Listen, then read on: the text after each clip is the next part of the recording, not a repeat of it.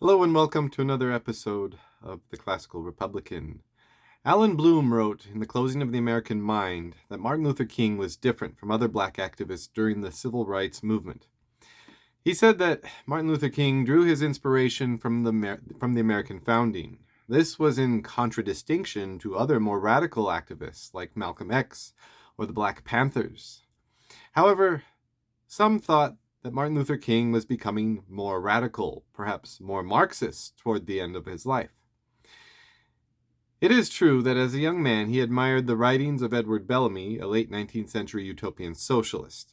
However, I would argue that toward the end of his life he was still looking for solutions from sources of the American founding.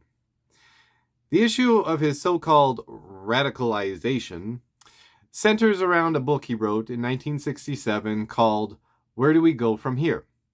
The main thesis of the book is how to eliminate poverty. He renounced violence as a legitimate tool for change, so he's not a radical in that manner.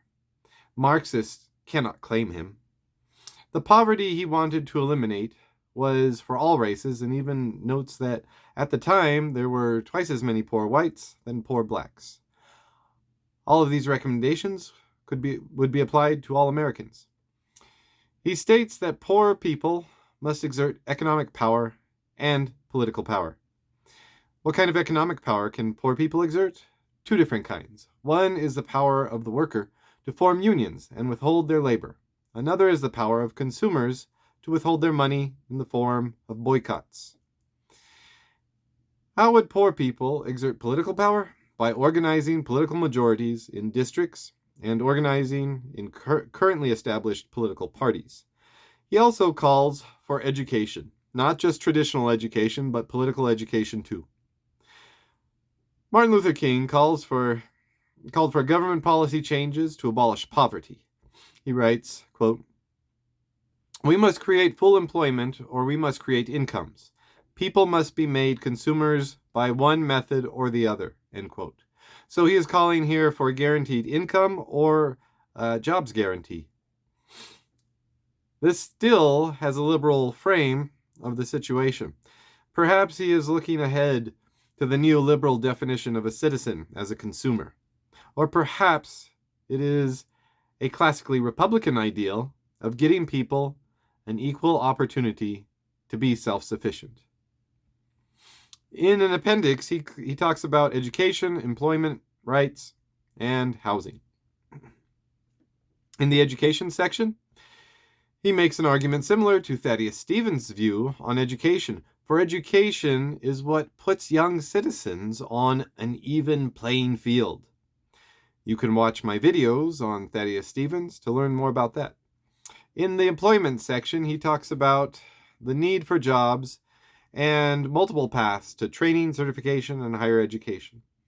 In the rights section, he states, quote, "In welfare, public housing, and education, arbitrary abuse of power cannot be arrested by means readily available to the victimized," end quote. He talks about the right to participate in decision-making. And when that cannot be achieved, he calls for things like welfare unions and tenant unions.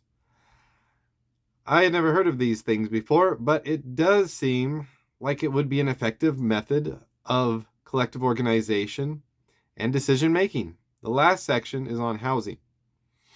Here he says that there is a need for the equivalent of the Medicare program for housing.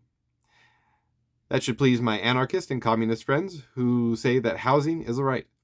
But is he really going that far? Perhaps he is. Perhaps he is not. I am arguing against those who say Martin Luther King was becoming a radical, leaving behind the founding influences. But there are sources from the founding that would support these recommendations. Remember, as I always tell my students, there were two sources of the founding of the United States of America.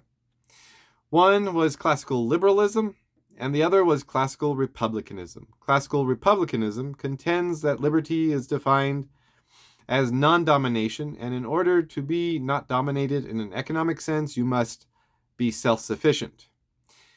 If you are not self-sufficient, then you are not truly free.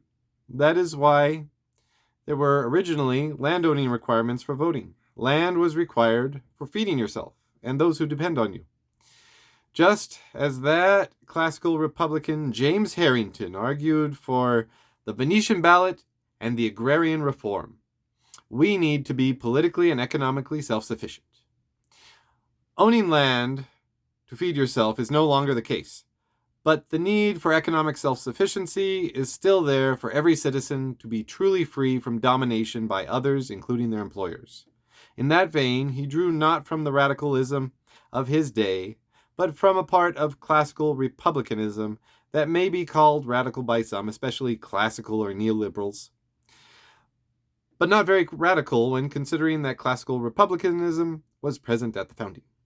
It was for certain people on the spectrum of classical republicanism that believed, like Thaddeus Stevens, that one had to have economic independence and the vote to be a truly free citizen.